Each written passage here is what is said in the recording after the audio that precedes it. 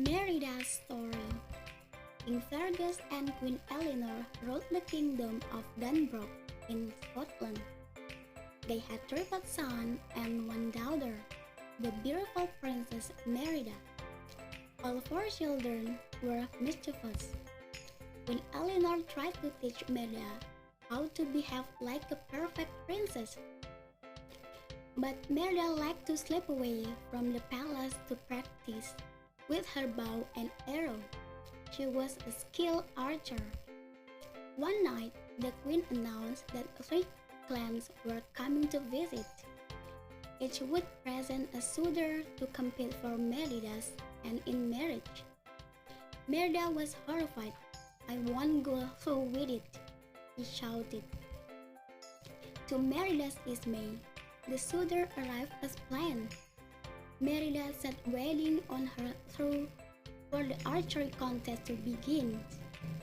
She knew he could handle a bow and arrow far better than the suitor could.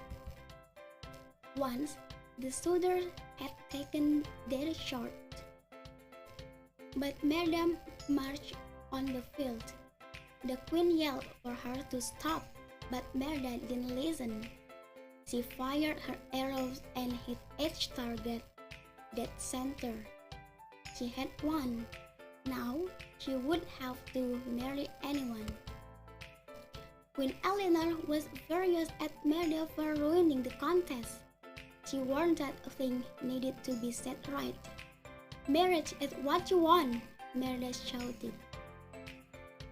She slashed the tapestry that depicted her family and ran away. Merida fled deep into the woods where mysterious blue will-o'-the-wisp led her to a cottage. Inside, she found a witch. Merida begged her to change her mother's.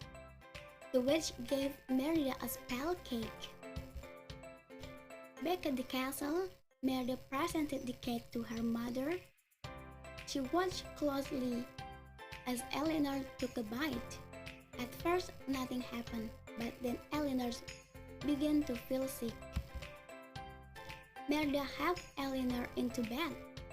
The next thing Merida knew, a huge fairy shape was rising from the sheet. The witch cake had turned Eleanor into a bear. Word her mother was in danger, Merida snaked her out of the castle. Merida and Eleanor Bear first went to the witch cottage and only found a message. With a change, looked inside, mend the bond torn by pride. Merida would need time to figure out its meaning, but for now, she needed to teach her mother to fish. Merida realized that to mend and bond and break the spell, she must repair the tapestry she had torn. After sneaking into the castle, Merida and her mother were discovered by King Fergus. The king drew his sword. "It's not what you think," Merida cried. The king wouldn't listen. He slashed at the bear, who struck back, knocking him to the ground. The noise drew the visiting lord and their son. Terrified, Eleanor Bear raced from the castle. Merida grabbed a needle and thread and the tapestry, then jumped on her horse. She took her little brothers too. They had eaten the spell cake and turned into bear cubs. Merida saw as they all raced to save their mother. When Merida arrived, she wrapped the mended tapestry over her mother. "I want you back, Mom," Merida cried. "I love you." King Fergus was shocked to realize her bear was his beloved wife. Merida felt a hand brush her hair. The spell had been broken. Eleanor was human once again. The Turpec were no longer bears, and Queen smiled at Merida.